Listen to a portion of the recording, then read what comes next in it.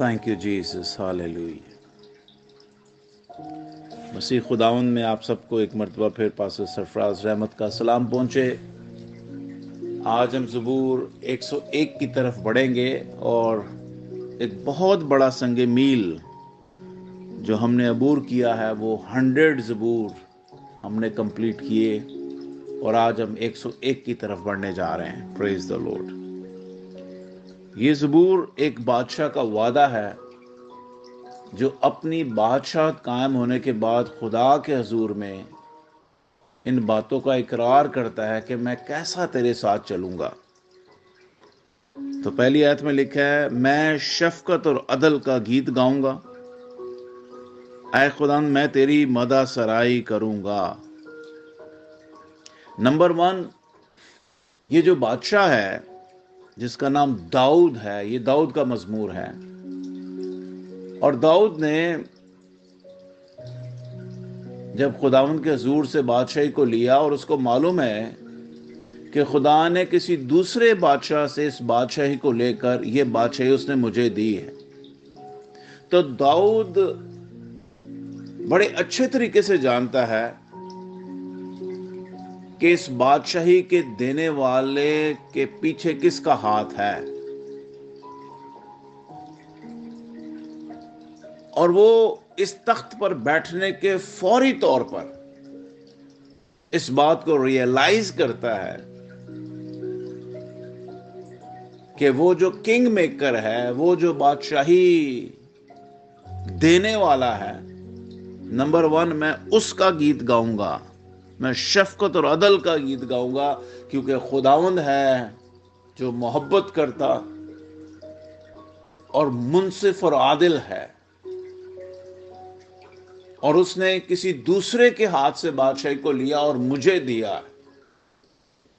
और उसको यह भी मालूम है कि अगर खुदा ने मुझे बादशाह बनाया है और मैं अदल से उसका इंसाफ नहीं करूंगा, तो जैसे उससे वो बादशाही ले ली गई है वैसे ही ये बादशाही मुझसे भी ले ली जाएगी। इसलिए मुझे खुदा के साथ रहते हुए उसकी शफकत और अदल में इंप्रूव करना है, बढ़ना है, तब ये बादशाही मेरे साथ कायम रह सकती है। अगर मैंने इसमें डंडी मारी तो फिर मैं भी अपनी बादशाही के ओहदे पर नहीं रहूंगा।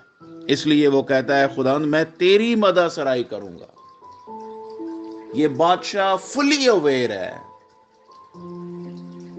कि इस बादशाही को देने वाला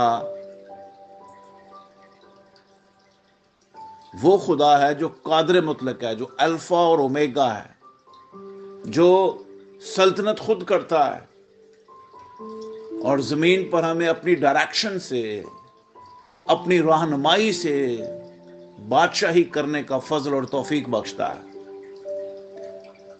और इसी डायरेक्शन में वो खुदा से बातें कर रहा है।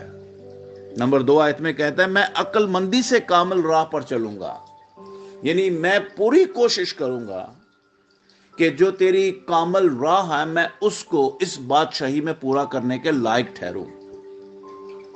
फिर तू मेरे पास कब आएगा कि मैं इस बादशाही के दौर को बड़ी अक्लमंदी के साथ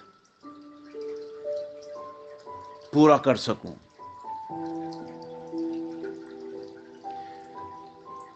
घर में मेरी रवश खुलूस दिल से होगी, यानी जो बादशाह तूने मुझे दी है और इसमें मेरी रवश, जो मैं काम करूंगा, जो मेरे अमाल होंगे, जो मेरे एक्शन होंगे, जो मेरी डीलिंग होगी पब्लिकली, मैं उसको पूरे खुलूस से दिल के साथ अंजाम दूंगा। मैं किसी खबासत को मद्देनजर नहीं रखूंगा। मुझे कज रफ्तारों के काम से नफरत है। उसको मुझसे कुछ सरोकार ना होगा। किसको? कज रफ्तारी को, बेइंसाफी को, नाइंसाफी को, उसको मुझसे कुछ सरोकार ना होगा। कज दिली मुझसे दूर हो जाएगी, मैं किसी बुराई से आशना ना होऊंगा। ये चीजें मेरे करीब भी नहीं भटकने पाएंगी जिसकी वसीला से मैं अपने खुदा को या अपने बादशाह बनाने वाले को मैं किसी तरीके से रद्द कर दूं, भूल जाऊं, क्योंकि ये सारी चीजें खुदा की शफकत और अदल سے ताल्लुक रखती हैं और मैं उसी का गीत गाऊंगा और उसी में इन सबको करने के लिए खुदा से फजल मांगता रहूंगा। जो दरे पर्दा अपने हमसाया की गीबत करे मैं उसे हलाक कर डालूंगा। सुनिए ये बादशाह क्या कह रहा है कि जो दरे पर्दा अपने हमसाया की गीबत करे, यानी पीछे से बुराई करे, कह रहा है मैं उसे हलाक कर दूंगा।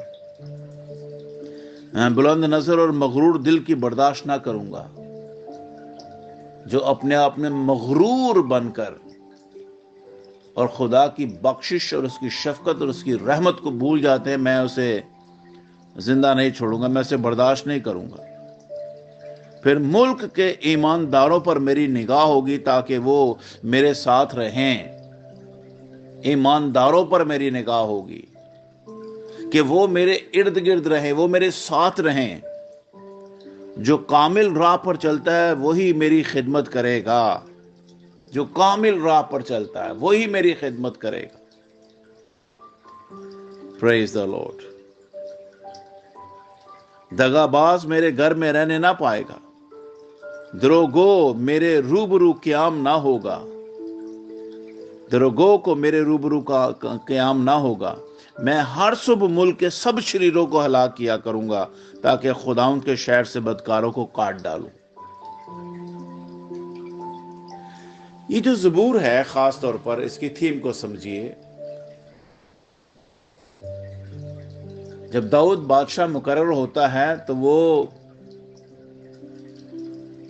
खुदा के इंसाफ को, खुदा की मोहब्बत को, खुदा के अदल को जमीन पर कायम करना चाहता है।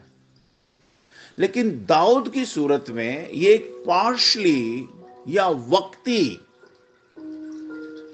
इम्प्लीमेंटेशन या उस पर अमल किया जाने वाला वो दौर था जिसमें दाऊद ने कोशिश की है खुदा के अदल और इंसाफ को और उसकी शफकत को राइज करने में अपनी बादशाहत के टेन्योर में।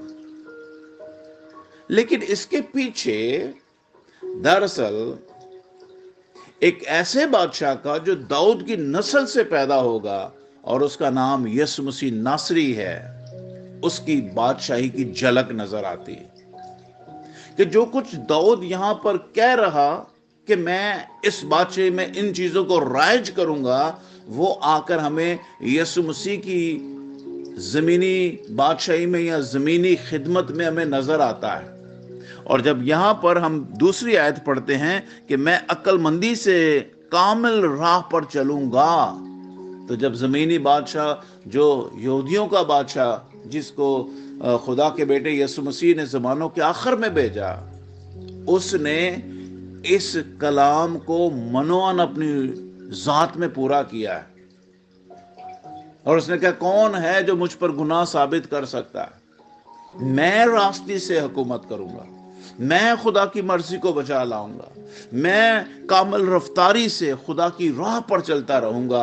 और वो है जो दाऊद की नस्ल से, दाऊद के घराने से इस दुनिया का बादशाह बना और जिसको कहा गया राह, हक और जिंदगी, जो राह बताने वाला है, हक बताने वाला है, जो जिंदगी बताने वाला है, जो कामलियत की तरफ हमारी डायरेक्शन को सीधा करने वाला है। ये आयत खुदा के बेटे यीशु मसीह पर पूरी होती है। इसलिए लिखा है चौथी आयत में, कज दिल मुझसे दूर हो जाएगी और मैं किसी बुराई से आशना ना होगा। जो दरे पर्दा अपने हमसाये की ग़ीबत करे मैं उसे हलाक कर डालूंगा। यीशु मसीह की जात में ये सारी बातें पूरी। जितने भी यीशु मसीह के इर्द गिर्द लोग घूम रहे होते थे ना, उनमें से कोई भी जुर्रत नहीं कर सकता था कि वो खुदा के बेटे यीशु मसीह के साथ मिल सके। लेकिन एक शख्स को यीशु मसीह ने खुद अपने साथ रखा हुआ था और वो 12वां शागिर्द था जिसका नाम यहूदा इस्करियोती था। और वो भी पुराने आयतनामे में लिखी हुई मनोअन किताब की बातें पूरी होने के लिए खुदा ने अपने साथ रखा हुआ था, ताकि जब वो पूरी हो जाए तो फिर बाइबल मुकद्दस में लिखा है जिसने मुझ पर लात उठाई تو یہ وہی بات تھی پرانے عہد نامے کی کہ وہ جو اس کے ساتھی ہیں اس میں سے اس کے دشمن، یعنی دوست کی صورت میں ساتھ رہنے والے کئی دشمن بھی ہو سکتے ہیں. تو یہ ایک بہت بڑا لیسن ہے جو میرے اور آپ کے لیے بھی ہے کہ بی کیئرفل.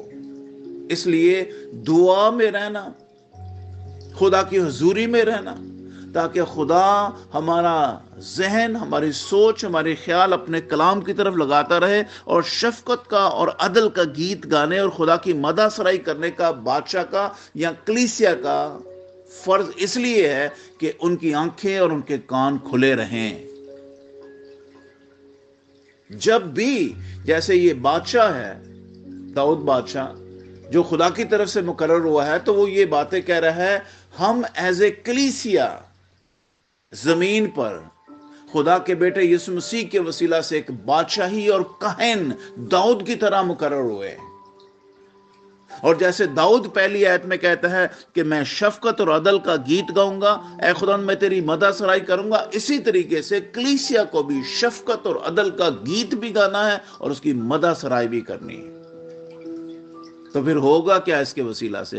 خدا ہمارا ذہن کھولے گا، ہمیں دنائی اور عقل سے بھرے گا، خدا ہماری دل کی آنکھیں کھولے گا، خدا ہمارے کان کھولے گا، خدا ہمارے دل میں اپنے روح القدس کے وسیلہ سے وہ باتیں ڈالے گا جو دنیا نہیں جان سکتی. کلام میں لکھا ہے راست باز شخص کو کوئی نہیں پرکھ سکتا، لیکن راست باز جو ہے وہ دوسروں کو پرکھ لیتا ہے. واو!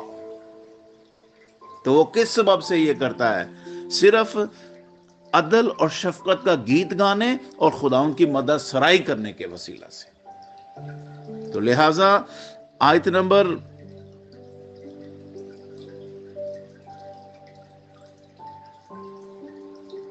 8 میں لکھا ہوا ہے، میں ہر صبح ملک کے سب شریروں کو ہلاک کیا کروں گا تاکہ خداوند کے شہر سے بدکاروں کو کاٹ ڈالوں.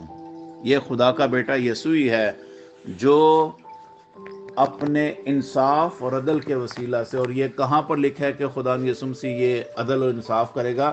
یہ یوحنا کی انجیل کے 5ویں باب کی 22ویں آیت میں دیکھیے، یہاں پہ لکھا ہوا ہے، کیونکہ باپ کسی کی عدالت بھی نہیں کرتا بلکہ اس نے عدالت کا سارا کام بیٹے کے سپرد کر دیا ہے. تو یہ وہ بیٹا ہے جو داؤد کی اصل سے پیدا ہوا ہے، اس کے سپرد خدا نے عدالت کا سارا کام کر دیا ہے تاکہ وہ راستی سے عدالت کرے، کامل راہ پر چلتا ہوا کیا کرے؟ عدالت کرے. اور زمانوں کے آخر تک جس کی بادشاہی کی کبھی اینڈ نہیں ہے، وہ کون ہے؟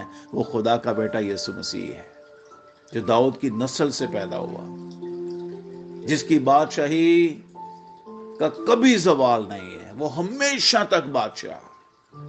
اور وہ ہے جو شریروں کو آخر میں عدالت میں سزا دے گا، اور خدا کا بیٹا یسوع سرخرو ہوگا اپنی راستی اور عقل مندی کے بیہیویئر کی وجہ سے، کامل رفتاری کی وجہ سے وہ رین کرے گا، وہ بادشاہی کرے گا. اس سبب سے ہم اس زبور کے وسیلہ سے ہم بہت ساری چیزیں سیکھتے ہیں. جیسے خدا کا بیٹا یسوع زمانوں کے آخر میں داؤد کا مثیل بادشاہ بن کر، یعنی داؤد تو ایک جسمانی بادشاہ کے طور پر ایک کوشش کرتا ہے کہ میں کس طرح خدا کے عدل اور انصاف کو زمین پر قائم کر سکوں، لیکن خدا کے بیٹے یسوع مسیح نے اس چیز کو قائم کر کے دکھایا، نمبر 1. اور اب داؤد کی جگہ پھر ایک بادشاہ اور کہانت جو ہے وہ کلیسیا کے سپرد کی گئی ہے. اور اب خدا ہم سے ڈیمانڈ کرتا ہے کہ ہم اس عدل اور انصاف کو اس زمین پر قائم کریں. اور اس کو کیسے قائم کیا جائے گا؟ کہ یہاں پر لکھا ہے، میں اس کا گیت گاؤں گا اور اس کی مدح سرائی. اور خدا کے بیٹے یسوع مسیح نے ہمیں وہ نمونہ، وہ ماڈیول دیا ہے جس کے وسیلہ سے ہم خدا کے بیٹے یسوع مسیح کی طرح زمین پر کیا کر سکتے ہیں؟ عقل مندی اور کامل راہ کے ساتھ خدا کی بادشاہی میں کلیدی کردار ادا کر سکتے ہیں. تو ماڈل ہمیں کہاں سے ملے گا؟ یسوع مسیح کی بادشاہی سے. اور وہ کیا کرتا تھا؟ ساری رات پہاڑوں پر ویرانوں میں جا کر دعا کیا کرتا تھا، خدا کی عدل اور شفقت کا گیت گاتا تھا، خدا کی مدح سرائی کرتا تھا. اس لیے कलाम कहता है खुदा ने भी उसे वो नाम बख्शा जो सब नामों से आला है, और उस नाम के आगे हर एक घुटना झुकेगा, और वो रास्ती से अदालत करेगा, और शरीर उसके करीब कोई भी भटकने ना पाएंगे, बल्कि वो रास्तबाजों की जमात में रास्तबाजों के साथ होगा। हालेलुया। जो कामिल राह पर चलता है वही मेरी खिदमत करेगा। इसलिए खुदा के साथ वही खड़े होंगे, वही उसकी खिदमत करेंगे जो कामिल राह पर चलने के लिए अपने आप को अवेलेबल करेंगे। God bless you all. अपना ख्याल रखिए और इस ज़बूर को बड़े गौर से ध्यान से सुनिए और दुआ करें कि खुदा ने जिस कैपेसिटी में भी आपको चर्च या कलीसिया में रखा है उसको अदल और इंसाफ के साथ और खुदा की मदद सराई के साथ अपनी लाइफ में इम्प्लीमेंट करें, ताकि आप अक्लमंदी से खुदा की कामिल राह पर चल सकें। God bless you all. Bye bye.